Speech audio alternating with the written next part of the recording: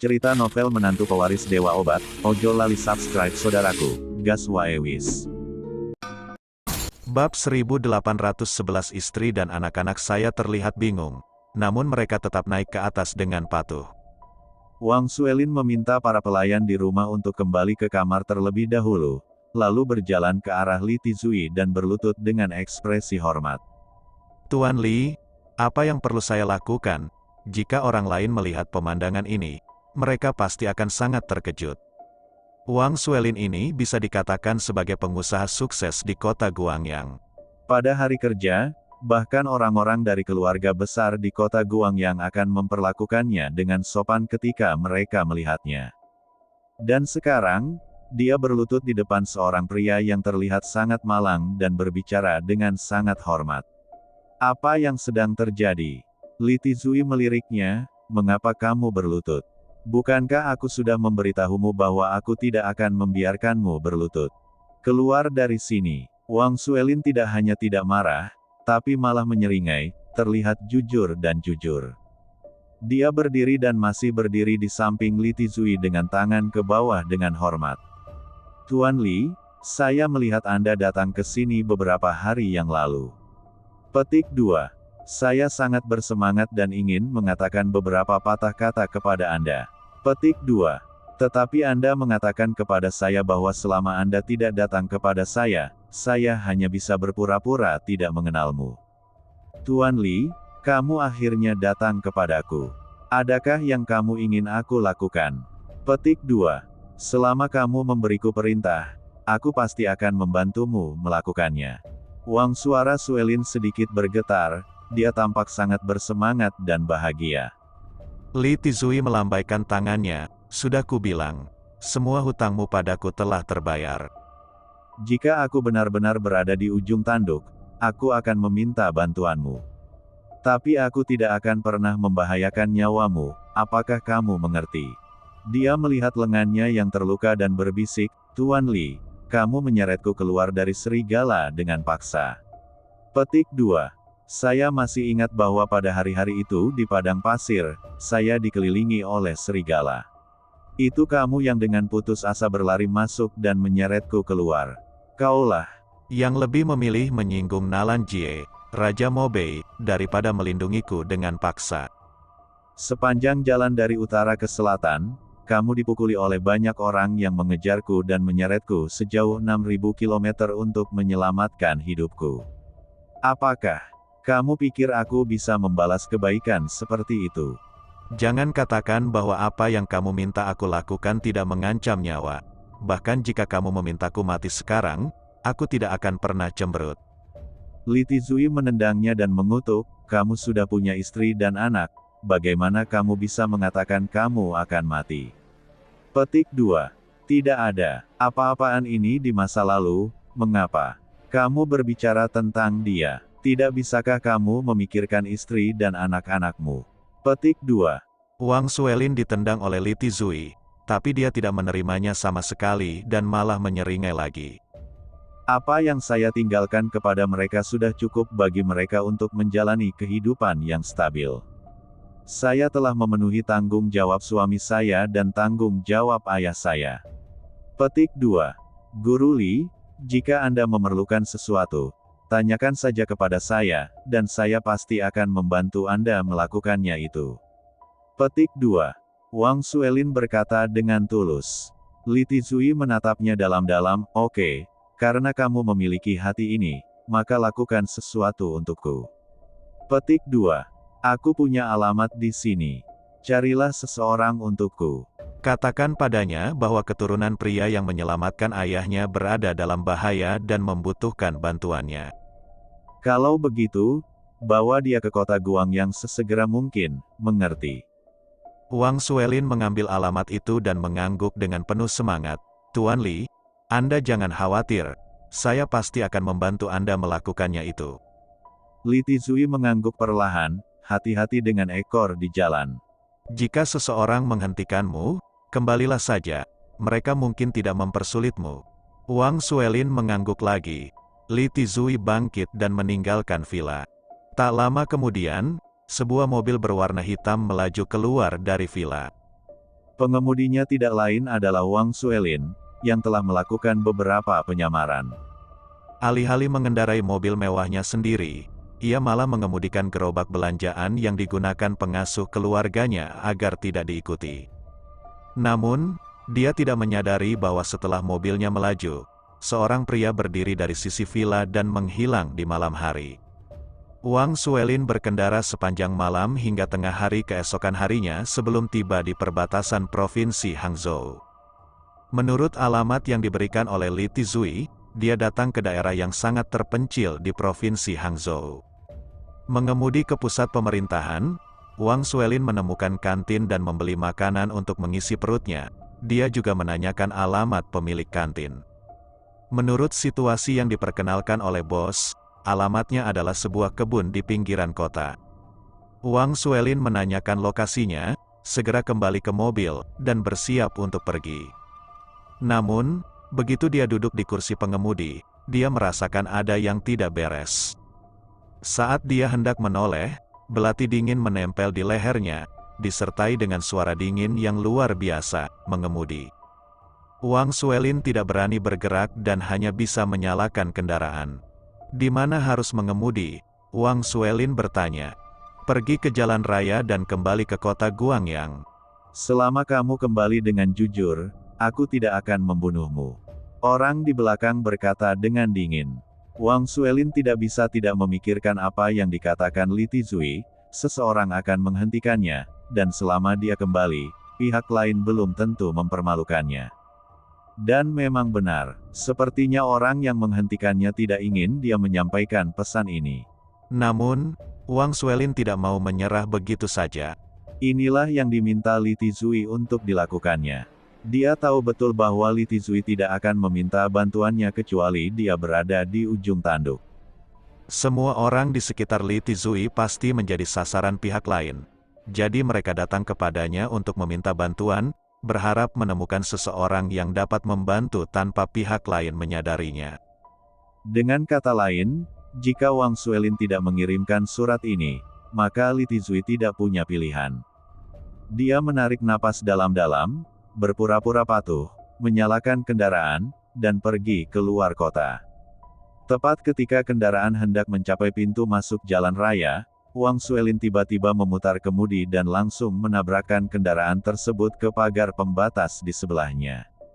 Terdapat ruang terbuka setinggi lebih dari 3 meter di bawah pagar pembatas. Kendaraan terjatuh dan hanya mengenai tubuh Wang Suelin. Orang-orang di belakang tidak siap menghadapi situasi seperti itu, dan menjatuhkan belati di tangan mereka. Wang Suelin memanfaatkan kesempatan ini dan segera turun dari mobil, bangkit dan lari dengan panik tanpa menoleh ke belakang. Jika kamu berani lari, aku akan membunuhmu, raungan datang dari belakang. Tetapi Wang Suelin tidak bisa mengendalikannya lagi. Dia berlari jauh-jauh kehabisan nafas, dan akhirnya sampai di luar kebun buah-buahan. Kebun ini adalah tempat yang tercantum di alamat Li Tizui. Wang Suelin menarik napas dan hendak memasuki kebun untuk mencari. Pada saat itu, suara dingin tiba-tiba terdengar dari belakang. Kenapa kamu tidak lari? Wang Suelin menoleh dan melihat seorang pria berpakaian hitam berdiri tidak jauh di belakangnya. Pria itu memegang belati di tangannya dan menatapnya dengan mata dingin. Ekspresi wajah Wang Suelin berubah. Pria ini adalah pria yang berada di dalam mobil sebelumnya. Meskipun dia belum bertarung melawan lawannya, Wang Suelin tahu bahwa pria ini pasti lebih kuat darinya. Kalau tidak, mustahil pria ini mendatanginya secara diam-diam tanpa dia menyadarinya. Wang Suelin mengertakkan gigi dan berkata dengan suara yang dalam, "Saya tidak punya dendam terhadap Anda, mengapa Anda mengejar saya?" Mata pria itu menghina, "Sudah waktunya, mengapa Anda masih berbicara omong kosong?" Petik 2. Saya memberikannya kepadamu. Aku akan memberimu kesempatan. Selama kamu kembali ke kota Guangyang, aku tidak akan mempermalukanmu. Petik 2. Tetapi jika kamu tidak memanfaatkan kesempatan itu dan malah berbohong kepadaku, maka kamu harus mati. Setelah mengatakan itu, pria itu bergegas maju, dengan cepat bergegas ke Wang Suelin, dan menebas leher Wang Suelin dengan belati di tangannya. Wang Suelin berbalik dengan cepat dan menghindari serangan itu dengan panik. Pria itu melewatkan satu pukulan dan tidak bisa menahan diri untuk tidak terkejut. Yo. Masih ada dua lagi. Sepertinya aku benar-benar meremehkanmu. Orang-orang yang ditemukan Li Tizui memang cukup mampu. Wajah Wang Suelin pucat, dan tanpa mengucapkan sepatah kata pun, dia berbalik dan berlari ke kebun di belakang. Ada sedikit cibiran menghina di sudut mulut pria itu, dan dia mengikutinya perlahan, seperti kucing yang bermain dengan tikus, tidak mengambil hati Wang Suelin sama sekali. Pohon buah-buahan di kebun jarang ditanam, meskipun Wang Suelin melarikan diri ke kebun, dia tidak dapat menemukan tempat persembunyian sama sekali. Pria di belakang tampak ceroboh, namun nyatanya, kecepatannya tidak lambat, dan jarak antara dirinya dan Wang Suelin masih semakin dekat. Jelas sekali bahwa pria ini hanya menggoda Wang Suelin. Kalau tidak, dia mungkin sudah lama menyusul Wang Suelin. Dalam keadaan seperti itu, Wang Suelin merasa putus asa. Dia tidak mengkhawatirkan hidup atau matinya sendiri. Yang sebenarnya dia khawatirkan adalah apa yang dikatakan Li Tizui kepadanya. Jika dia bahkan tidak bisa menangani masalah ini, bukankah dia akan menunda urusan Li Tizui? Dia melihat sekeliling dan tidak melihat siapapun di hutan buah-buahan. Dia tidak tahu di mana orang yang dia cari berada. Setelah melarikan diri seperti ini beberapa saat, pria di belakang akhirnya menyusulnya. Dia memegang belati di tangannya, dengan cibiran bercanda di sudut mulutnya, dan berkata perlahan, "Wang Suelin, bagaimana kalau aku memberimu kesempatan lagi, selama kamu kembali ke kota Guangyang, aku akan mengampuni kamu hidup, bagaimana?" Wang Suelin tampak marah dan menggigit giginya. Ia berkata, "Jika kamu ingin membunuh atau memenggal kepala, lakukan saja dengan tanganmu. Di mana semua omong kosong ini?" Pria itu mengangkat kepalanya dan tertawa liar, tidak heran orang lain mengatakan bahwa Li Tizui adalah penilai orang yang paling akurat. Hari ini saya telah memperoleh beberapa pengetahuan. Untuk dapat membuat seseorang melakukan sesuatu untuknya, bahkan jika dia bahkan tidak mempertaruhkan nyawanya, ini saja sudah membuat orang harus menerimanya. Karena kamu ingin mati, maka aku akan mengabulkannya padamu. Setelah mengatakan ini, pria itu tiba-tiba mengepalkan belati, dengan cepat bergegas menuju Wang Suelin. Wang Suelin melarikan diri dengan panik, tapi kali ini, dia tidak seberuntung itu. Pria itu berjaga-jaga, jadi ketika dia menjauh, dia segera mengikutinya. Belati itu gagal menggores leher Wang Suelin, tetapi juga menimbulkan bekas darah di bahunya. Wang Suelin mengerang kesakitan, berbalik dan lari lagi. Pria itu mencibir, "Bisakah kamu lari?" Dia melompat, bergegas ke depan Wang Suelin, berbalik dan menendang dada Wang Suelin. Wang Suelin ditendang ke belakang dan terjatuh ke tanah, muntah seteguk darah. Pria itu berdiri di depan Wang Suelin dan memandang Wang Suelin dengan dingin. Kesetiaan adalah hal yang baik, tapi sayangnya, orang yang setia juga mati paling cepat. Saat dia mengatakan itu, dia perlahan mengangkat belati di tangannya dan menatap di leher Wang Suelin. Wang Suelin tidak bisa menahan diri untuk tidak menutup matanya. Sekarang dia tidak memiliki kekuatan untuk melawan. Namun, pada saat kritis ini, langkah kaki yang berat tiba-tiba terdengar dari samping. Pria itu tertegun sejenak dan segera menoleh ke belakang, hanya untuk melihat seorang pria jangkung berjalan keluar dari kebun. Dia mengenakan pakaian tukang kebun dan mengenakan topi jerami di kepalanya, menutupi sebagian besar wajahnya. Ada juga handuk putih yang digantung di leher, digunakan para tukang kebun untuk menyeka keringat. Ada sabit tertancap di pinggangnya, seolah baru saja keluar dari bekerja di kebun. Pria itu mengerutkan kening.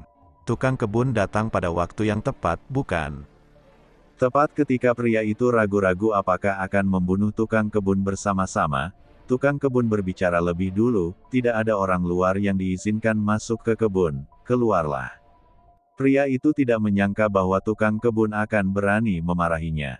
Dia mencibir dengan nada menghina, "Biarkan saya keluar, mengapa Anda memilikinya?"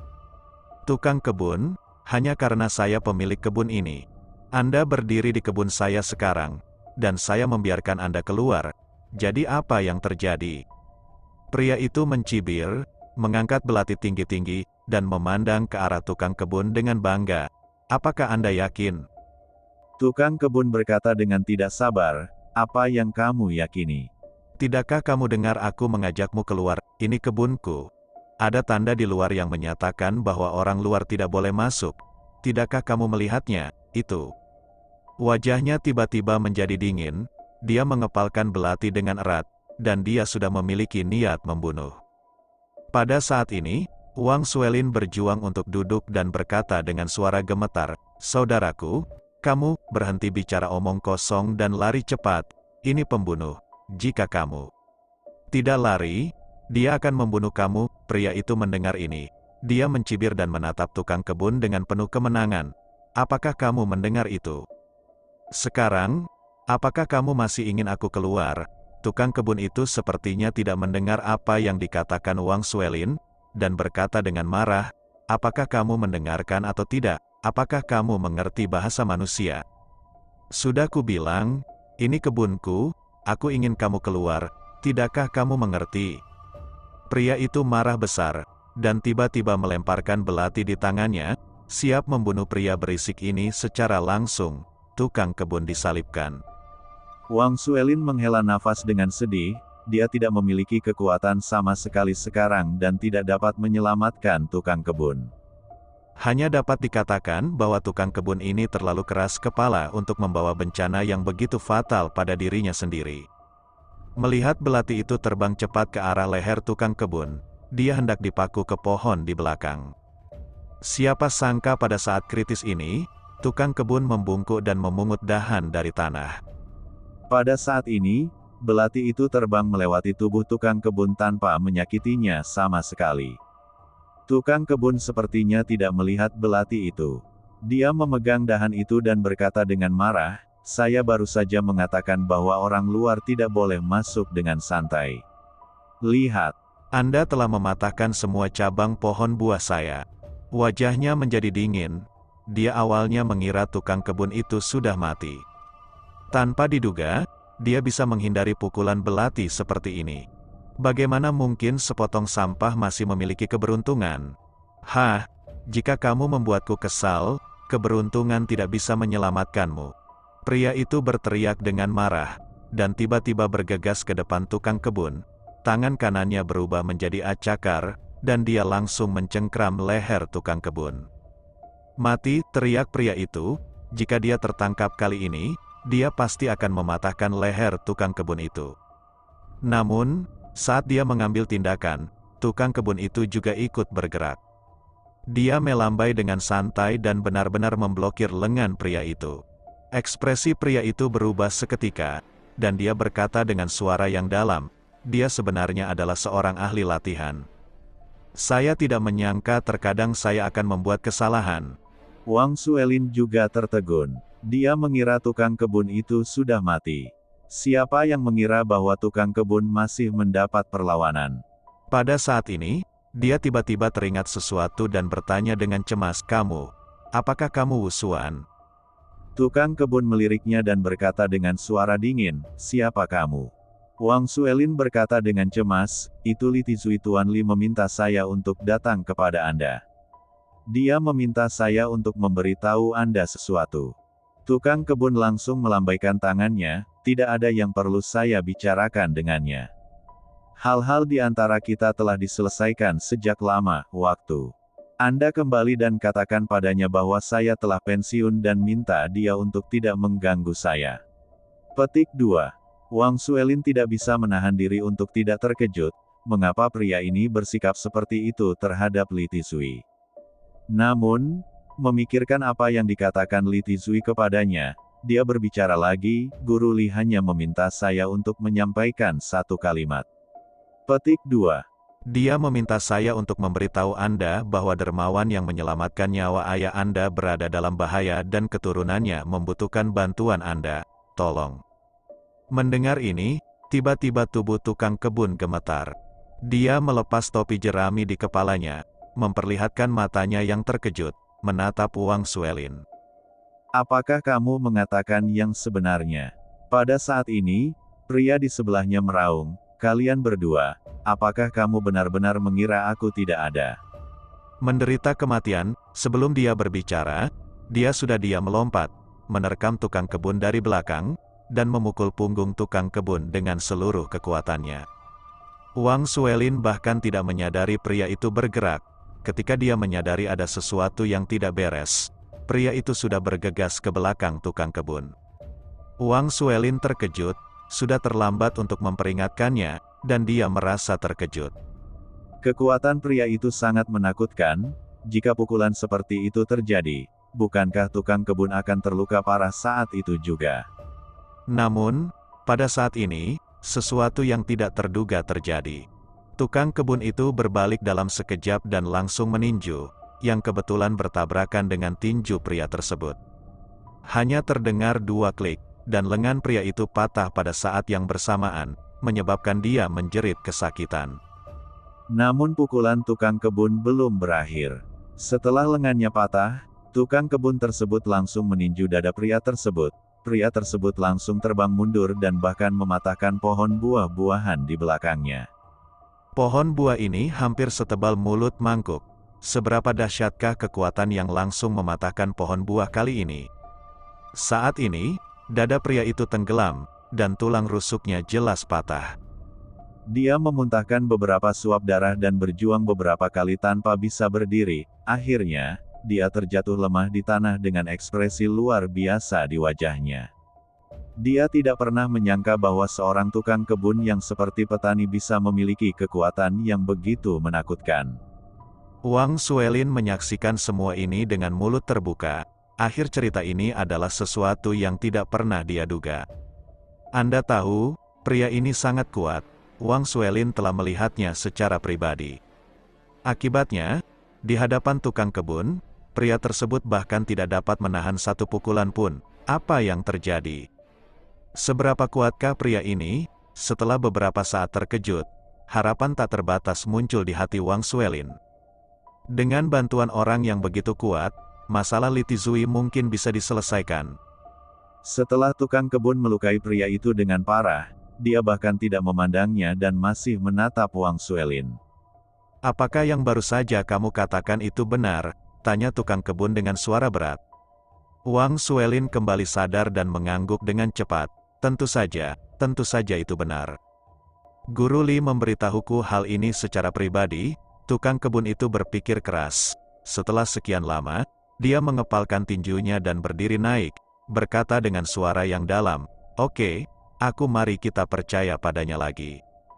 Tetapi jika aku mengetahui bahwa dia berbohong kepadaku, aku akan membunuhnya." Wang Suelin tidak bisa tidak bingung. Apa itu hubungan antara tukang kebun dan Li Tizui? Kenapa kamu masih sangat marah? Tukang kebun mengemas barang-barang di tanah, berbalik dan berkata, "Tunggu di sini sebentar, saya akan kembali untuk mengambil sesuatu dan kemudian mengikuti Anda." Wang Suelin mengangguk dengan cepat. Pada saat ini, pria itu meronta dan berkata, "Kamu, siapa kamu? Saya memperingatkan Anda, jangan terlibat dalam masalah ini. Jika tidak, Anda pasti tidak akan berakhir dengan baik." Tukang kebun itu mencibir, "Hanya kamu masih ingin menakutiku." Pria itu sangat marah, apakah kamu tahu siapa aku?"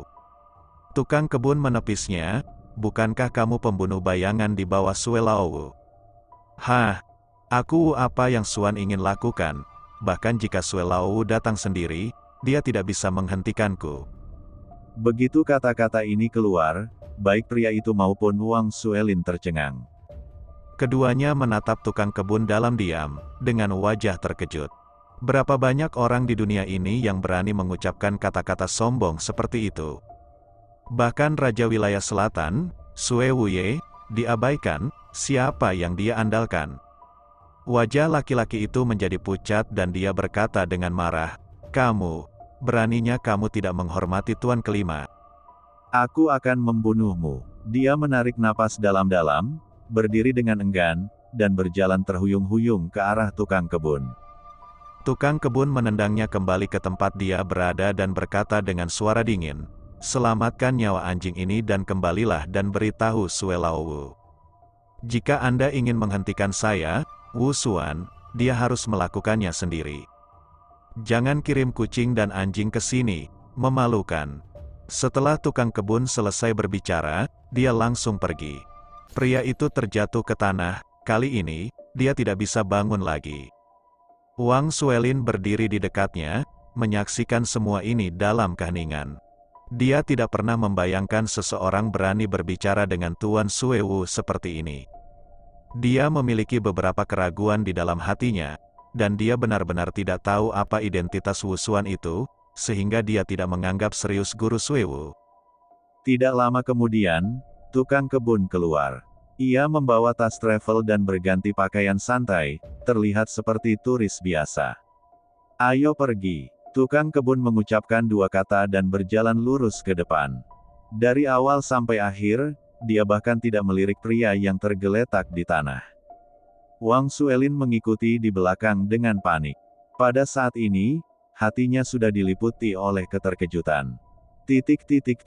Kota Guangyang. Pada pukul 5 sore, iring-iringan mobil keluarga Xie memasuki kota Guangyang dengan penuh perhatian. Begitu mereka memasuki kota Guangyang, mereka memesan Times Hotel dan secara terbuka mengumumkan bahwa Lin Mo harus pergi ke Times Hotel untuk bersujud dan mengakui kejahatannya di malam hari.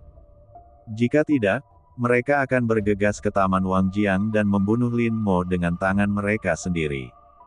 Seluruh kota Guangyang tiba-tiba menjadi berisik. Kekuatan keluarga Xie sudah terkenal. Semua orang mendiskusikan apa yang akan terjadi pada Lin Mo kali ini. Namun, tidak peduli apakah semua orang mendukung Lin Mo atau tidak, semua orang sampai pada kesimpulan yang sama, yaitu Lin Mo sudah mati kali ini. Bagaimanapun, keluarga Xie adalah keluarga besar dari ibu kota dan salah satu kandidat 10 keluarga teratas di Tiongkok. Dengan keluarga yang begitu kuat, bahkan Sue Wuye pun tidak berani meremehkan mereka. Meskipun Lin Mo bangkit dengan cepat, fondasinya lemah dan dia tidak memiliki pendukung yang besar. Tidaklah cukup hanya melawan kekuatan yang kuat seperti keluarga Xie.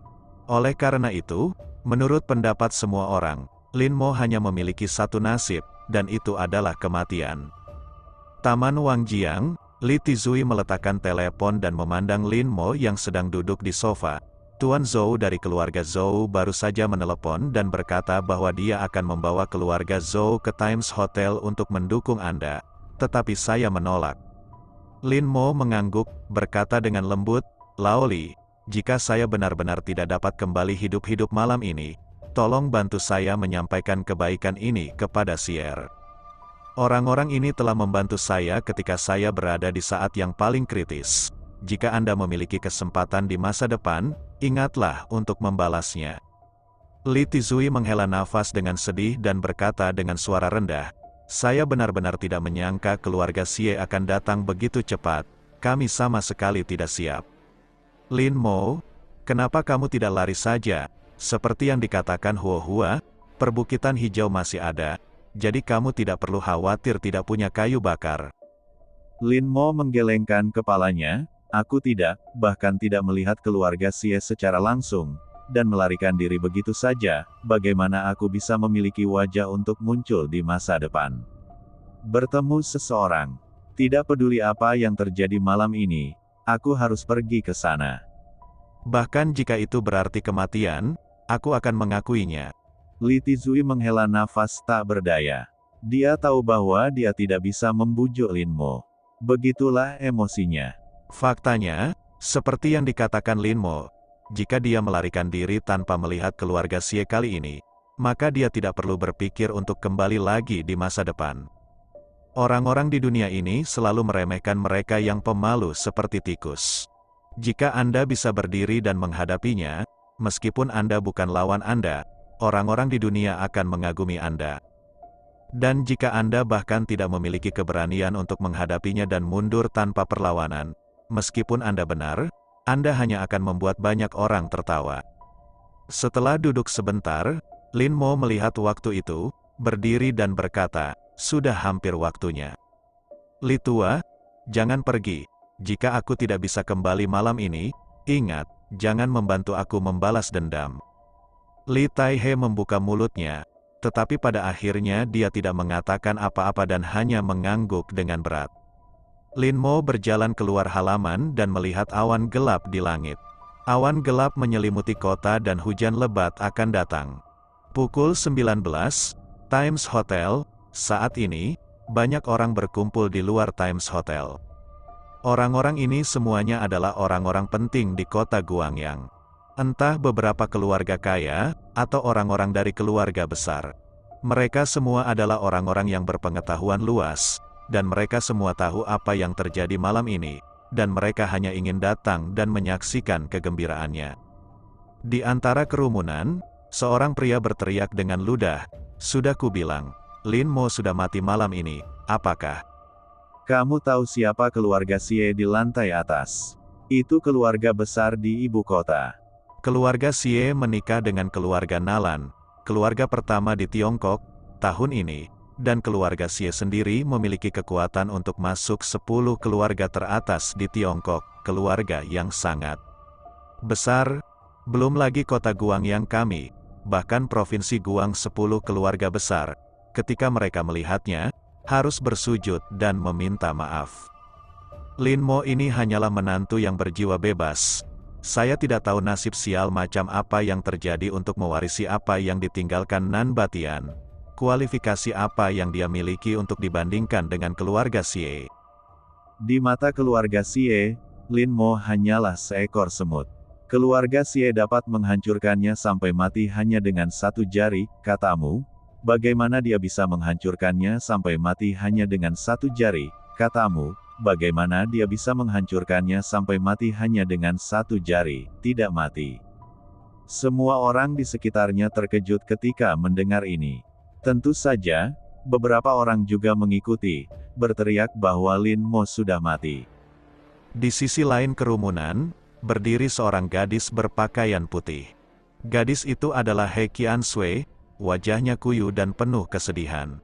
Setiap kata yang diucapkan pria ini seakan menghantam hatinya dengan palu yang berat, membuatnya semakin patah hati. Setelah dia mengetahui tentang Lin Mo, dia menangis selama 2 hari terakhir, merasa sangat tersiksa. Tuan He pergi menemui Lin Mo dan menyatakan kesediaannya untuk membantu Lin Mo. Namun, Lin Mo tetap menolak. Dia tahu bahwa Tuan He dengan tulus ingin membantunya, tetapi dia tidak ingin menyakiti keluarga He. Keluarga He dapat dianggap sebagai anggota garis keturunan Nan Batian, dan mereka masih menjalankan beberapa industri peninggalan Nan Batian. Bagaimanapun, mereka juga bekerja untuk Nan Binger. Selama orang-orang dari keluarga He tidak terlibat, orang-orang dari keluarga Xie tidak akan melakukan apapun terhadap mereka. Namun, begitu keluarga He terlibat, keluarga Xie tidak akan pernah bersikap lunak terhadap mereka. Oleh karena itu, Lin Mo tidak ingin keluarga He terlibat dengan cara apapun, dia tidak ingin keluarga He dilenyapkan dengan tidak bersalah karena dia. Tuan He berdiri di samping He Qiansui dan melihat air mata di mata cucunya. Dia tahu apa yang dipikirkan cucunya. Dia menghela nafas pelan dan berbisik, "Suer, kembalilah. Kita tidak bisa berbuat apa-apa jika kita tetap di sini, tapi itu akan dengan mudah mengalihkan perhatian Dr. Ilahi Lin." He Qiansui menangis dan berbisik. Dia berkata, "Kakek, apakah menurut Anda saudara Lin adalah orang yang baik?" Tuan He mengangguk, "Dokter baik hati dan dapat membedakan mana yang benar dan yang salah. Kakek telah melihat begitu banyak anak muda dalam hidupnya, dan satu-satunya yang saya kagumi adalah Dr. Lin He." Qiansui terisak, lalu mengapa orang baik tidak pernah dihargai? Tuan He menghela nafas, menatap ke langit, dan setelah sekian lama berbisik, "Saya selalu yakin bahwa kebaikan akan dibalas dengan kebaikan, dan kejahatan akan dibalas dengan kebaikan, dihargai, retribusi jahat. Hanya saja retribusi mungkin tidak tiba tepat waktu, mungkin terlambat. Namun, tidak peduli seberapa terlambatnya, apa yang seharusnya datang pada akhirnya akan datang. Suer, kamu tidak perlu terlalu khawatir. Dr. Ilahi Lin semoga beruntung, dia tidak akan berada dalam bahaya." He Qiansui terisak pelan, dan dia tahu bahwa kakeknya sedang menghiburnya. Namun, saat ini, dia hanya bisa menghibur dirinya sendiri dengan cara ini. Dia hanyalah wanita lemah, apa yang bisa dia lakukan? Pada saat ini, tiba-tiba terjadi kekacauan di kejauhan, dan seseorang berteriak dengan keras, "Datang, datang." Pria bernama Lin ada di sini untuk mati. Hahaha. He Qiansui dengan cepat melihat ke arah suara itu. Kerumunan di kejauhan berada dalam kekacauan, dan di pintu masuk Times Hotel, sebuah mobil melaju perlahan. Ada banyak orang yang menghalangi jalan mobil ini. He Qiansui menyadari bahwa mobil ini adalah mobil Lin Mo. Semua orang di sekitar membuat keributan, dan kebanyakan dari mereka tertawa. Terlebih lagi, dia langsung menghentikan mobil Lin Mo, menunjuk Lin Mo di dalam mobil dan berteriak dengan arogan, "Lin, keluar dari sini, kamu pikir kamu ini siapa? Kualifikasi apa yang kamu miliki untuk berkendara ke Times Hotel? Pada saat ini, mengapa kamu masih memasang aura bos seperti itu? Apa-apaan ini? Menurutmu kamu adalah penguasa Guangzhou?" Semua orang di sekitar tiba-tiba tertawa terbahak-bahak, menatap Lin Mo dengan mata mengejek. Di kejauhan, He Qiansui sangat marah dan berkata dengan marah, Mengapa orang-orang ini seperti ini? Saudara Lin tidak mempunyai dendam terhadap mereka, mengapa mereka datang ke sini untuk menambah penghinaan terhadap luka? Tuan, dia menghela nafas, begitulah dunia ini, menyanjung. Sudah menjadi sifat kita untuk lebih unggul dari mereka yang lebih rendah. Petik 2. Keluarga Xie mengawasi dari atas. Mereka semua ingin pamer di depan keluarga Xie untuk mendapatkan bantuan mereka. Seperti yang diketahui semua orang, di mata keluarga Xie, mereka hanyalah sekelompok orang sombong. Dia hanya badut, bagaimana dia bisa menarik perhatian keluarga Xie? Saat pemuda itu berteriak, banyak orang berkumpul, berteriak mengancam pada Lin Mo agar keluar dari mobil. Dilihat dari postur tubuh mereka, seolah-olah mereka adalah pemilik hotel zaman ini. Meskipun orang-orang di sekitarnya tidak mengatakan apa-apa, kebanyakan dari mereka menonton lelucon itu dan ingin melihat bagaimana akhir Lin Mo. Di lantai atas Times Hotel, ada juga beberapa orang yang mengamati situasi di bawah. Orang-orang ini adalah anggota keluarga Xie, dan mereka semua menyeringai mengejek di wajah mereka. Salah satu dari mereka berkata dengan bangga, "Saya akan mengatakannya saja. Selama kita datang ke kota Guangyang, kita tidak perlu melakukan apapun. Sampah-sampah ini, begitu mereka mendengar nama kita, mereka dapat membantu kita urus Lin ini. Lihat, dia bahkan tidak bisa melewati pintu Times Hotel sekarang. Oh, Tuan Guangzhou, sungguh sebuah lelucon." Beberapa orang lainnya juga tertawa terbahak-bahak dengan kebanggaan yang tak terlukiskan pada Lin, wajah mereka. Di lantai bawah, Lin Mo sedang duduk di dalam mobil, dan Tiger lah yang mengemudi untuknya. Lin Mo awalnya berencana datang ke sini sendirian dan ingin Tiger meninggalkan kota Guangyang terlebih dahulu. Tetapi harimau itu menolak untuk pergi dan bersikeras untuk tetap tinggal, yang membuat Lin Mo sangat tersentuh. Melihat wajah orang-orang di luar, wajah Tiger menjadi pucat karena marah. "Sial, bajingan ini terlalu sering menindas orang. Dengan bantuan keluarga Xie, apakah Anda benar-benar berpikir Anda bisa duduk di atas kepala kami dan buang air besar dan kencing?" Saudara Lin, tunggu sebentar, saya akan memanggil seseorang untuk mengusir mereka. Lin Mo sedang duduk di kursi belakang, matanya sedikit tertutup, dan dia mengistirahatkan pikirannya. Mendengar perkataan Tiger, dia langsung berkata, "Siapa yang kamu telepon?" Tabrakan saja dia dengan mobil. Tiger tertegun sejenak, lalu matanya berbinar, "Iya, kenapa aku tidak memikirkan itu? Sial, bajingan ini sial, mereka mencari kematian." Saat dia berbicara, Tiger menginjak pedal gas, mobil itu meraung seperti binatang buas yang terbangun, mengaum dan bergegas menuju kerumunan. Ada puluhan orang berdiri di depan mereka, berteriak mengancam pada Lin Mo agar keluar dari mobil. Tiba-tiba mereka menemukan sebuah kendaraan menderu-deru ke arah mereka, dan mereka langsung merasakan ada yang tidak beres. Orang-orang itu segera berbalik dan mencoba melarikan diri, tetapi saat itu sudah terlambat. Kendaraan harimau itu datang dengan kecepatan tinggi dan langsung menjatuhkan beberapa orang pertama ke tanah. Harimau itu tidak melambat, dan langsung menindas orang-orang yang baru saja memarahinya, menyeret mereka ke depan. Ketika puluhan orang di belakang melihat situasi tersebut, mereka langsung berbalik dan lari sambil menangis. Namun, harimau itu tidak terlalu peduli, dan bergegas ke kerumunan dengan kecepatan penuh, merobohkan area yang luas, dan pemandangan itu tiba-tiba berubah menjadi duka. Melihat pemandangan ini, orang-orang di sekitar kaget. Terutama mereka yang ingin melihat lelucon Lin Mo semuanya bingung saat ini. Mereka awalnya ingin melihat bagaimana Lin Mo akan menangani situasi seperti itu, siapa sangka metode penanganan Lin Mo akan begitu sederhana dan kasar. Mengemudi langsung ke tengah keramaian, seperti menghancurkan jerami, merobohkan semua orang yang menghalangi mobil, bukankah ini terlalu kejam?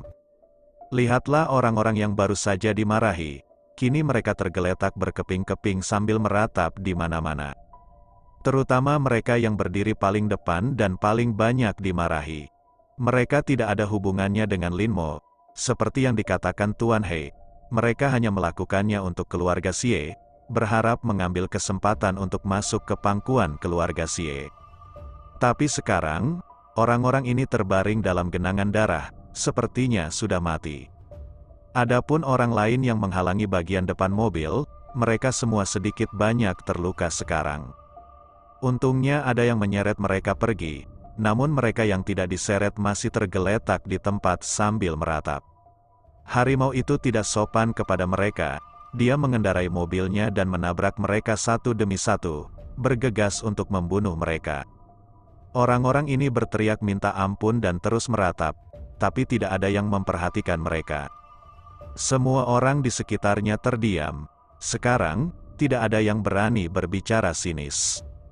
Baru pada saat itulah mereka ingat bahwa Lin Mo bukanlah pria atau wanita yang baik. Bagaimana orang-orang seperti 10 keluarga besar di Guangzhou dan Provinsi Jiangsu bisa dipermalukan oleh orang-orang kecil seperti mereka? Lantai atas Times Hotel, anggota keluarga Xie masih menonton lelucon itu. Tetapi ketika mereka tiba-tiba melihat pemandangan seperti itu, mereka tercengang. Setelah beberapa saat, salah satu dari mereka berteriak dengan marah, Ini terlalu gila. Ada begitu banyak orang, dan dia melaju untuk menyerang mereka.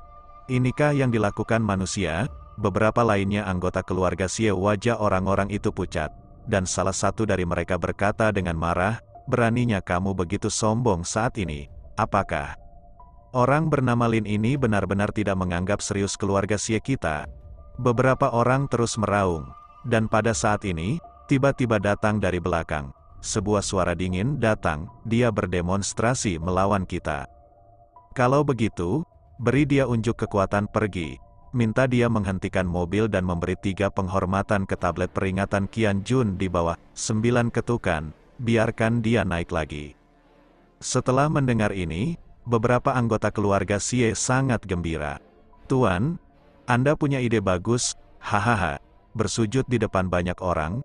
Saya ingin tahu apakah orang bernama Lin ini gila. Seorang pria tertawa keras dan berlari keluar lebih dulu. Tuan, ini serahkan padaku. Jika orang bernama Lin ini tidak bersujud, saya akan mematahkan kakinya dan membuatnya berlutut dan bersujud. Beberapa anggota keluarga Xie lainnya juga mengangguk dengan bangga di wajah mereka. Kali ini, mereka ingin menamparkan wajah Lin Mo di depan semua orang di kota Guangyang, sehingga meningkatkan prestise keluarga Xie. Di lantai bawah, mobil Lin Mo akhirnya berhenti, tapi tidak ada orang di sekitarnya yang berani berbicara. Lin Mo keluar dari mobil dan hendak naik ke atas, ketika beberapa orang tiba-tiba menghentikan mereka di seberang. Pria yang memimpin adalah anggota keluarga Xie yang baru saja turun dari lantai atas. Dia melirik Lin Mo dan berkata dengan dingin, apakah kamu Lin Mo?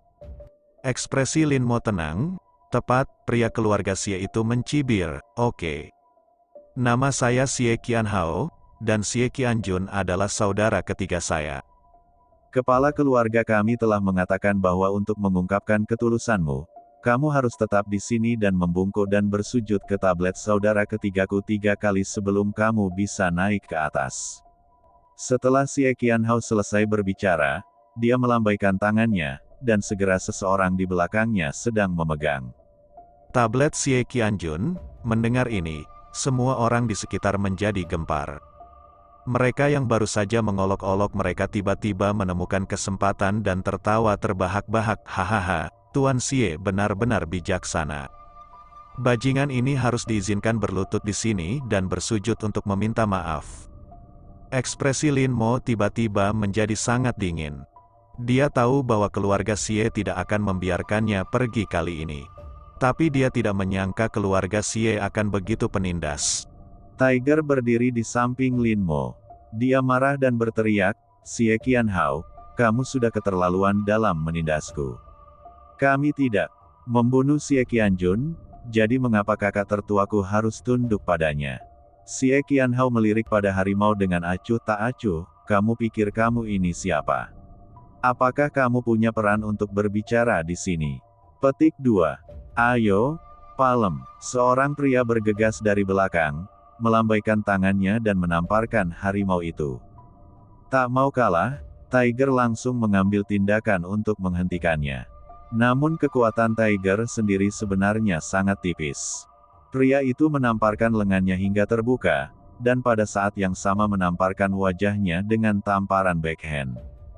Melihat tamparan itu hendak mengenai wajah harimau itu, Lin Mo mengulurkan tangan dan meraih pergelangan tangan pria itu, menarik harimau itu ke belakangnya. Ini saudaraku. Apa yang dia katakan mewakili apa yang aku katakan. Jawab Lin Mo dingin. Xie Qianhao tersenyum ketika mendengar ini, hahaha, Lin, kamu pikir kamu ini siapa? Petik 2. Kamu bahkan tidak memenuhi syarat untuk berbicara, jadi mengapa kamu membela dia? Petik 2. Karena apa yang dia katakan dapat mewakili kamu, maka baiklah, bahkan tampar dia. Beberapa orang lagi dari keluarga Xie segera berjalan keluar dan menatap Lin Mo dengan sikap mengancam. Semua orang di sekitar juga tertawa terbahak-bahak, dan seorang pria berteriak dengan keras, Tuan Xie, Anda melakukan pekerjaan dengan baik. Petik 2. Lin, menurut Anda apakah menyenangkan menyebut diri Anda penguasa Guangzhou? Hah, di keluarga Xie, hal-hal ini di depan orang-orang besar, Anda bukan siapa-siapa, jadi kualifikasi apa yang Anda miliki untuk berbicara di sini? Semua orang di sekitar juga mengejeknya. Orang-orang ini ketakutan sebelumnya, tetapi sekarang mereka melihat keluarga Xie keluar, mereka sepertinya telah menemukan seseorang untuk mendukung mereka, dan tentu saja mereka tidak lagi takut pada Lin Mo. Terlebih lagi, orang-orang ini kini juga ingin pamer di depan keluarga Xie dan memenangkan hati keluarga Xie, sehingga mereka semua buru-buru mengejek Lin Mo dan berlutut untuk menjilat keluarga Xie. Tiger sangat marah hingga seluruh tubuhnya gemetar, tetapi saat ini, mereka bahkan tidak bisa berurusan dengan keluarga Xie, jadi bagaimana mereka bisa peduli dengan orang-orang di luar? Wajah Lin Mo tenang. Dia memandang orang-orang di sebelahnya dengan dingin dan berkata dengan suara yang dalam, Xie Qianhao, apakah ini cara keluarga Xie-mu memperlakukan tamu? Ah, petik 2. Kamu ingin menjadi tamu keluarga Xie-ku, apakah kamu layak? Semua orang di sekitar tertawa lagi. Wajah Lin Mo menjadi dingin, keluarga Xie-mu lah yang mengundangku ke sini. Xie Qianhao langsung menyela, kamu mengerti. Kami tidak mengundangmu ke sini, kami menyuruhmu datang. Petik 2. Aku bertanya kamu untuk menangani masalah saudara ketigaku, aku tidak mengundangmu ke perjamuan.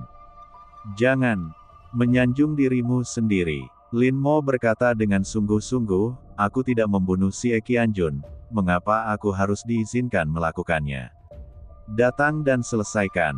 Xie Qianhao mencibir, apakah kamu membunuhnya atau tidak? Tidak masalah apa yang kamu katakan. Petik 2.